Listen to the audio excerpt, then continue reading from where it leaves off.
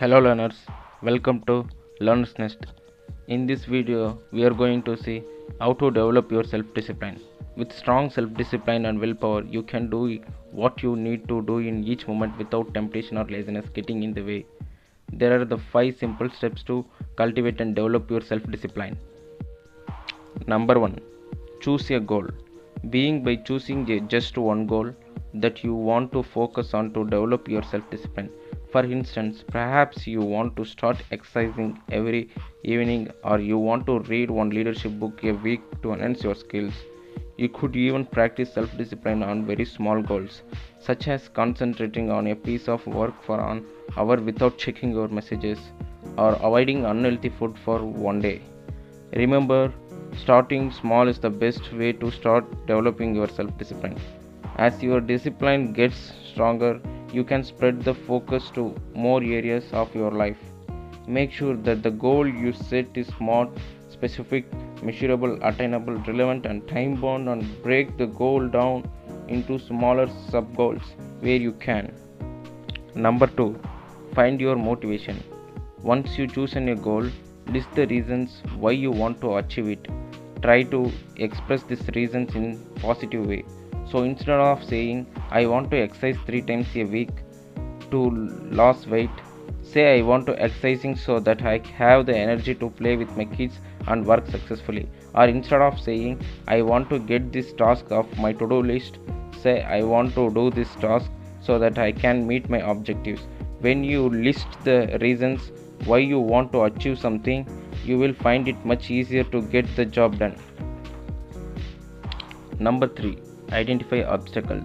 Now you need to identify the obstacles that you will likely face when working towards your goal and devise your strategies for overcoming each one. For instance, imagine that your goal is to read one leadership book a week to enhance your skills. In the past, you faced a number of obstacles in reaching this goal. For example, when you find a book you like, it's hard to find time each night to read.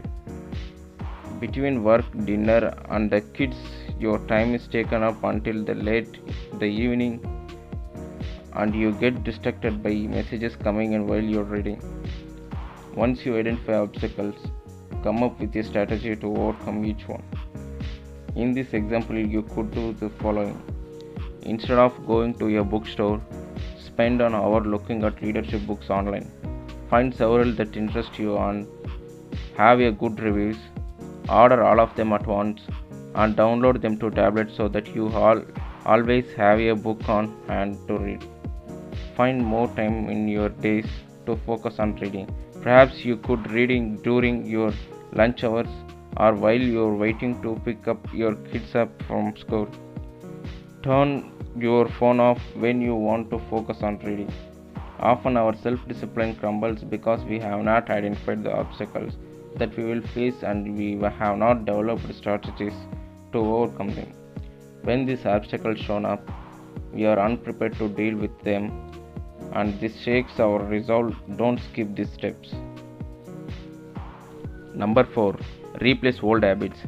When we are developing self-discipline, we are often trying to break a bad habit and replace it with something more productive. However, if the habit is tied into a certain time of a day or routine breaking, it can leave a hole.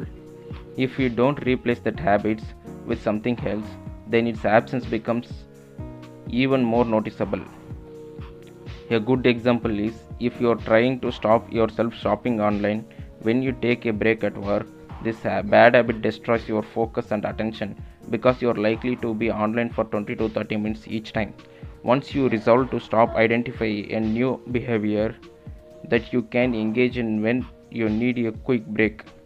Instead of online shopping, you could do some switches in your office, get a cup of coffee, or take a quick walk outside. These behaviors will help it to support your goals and strengths your self-discipline instead of leaving you nothing to do on your break. Number 5. Monitor your progress.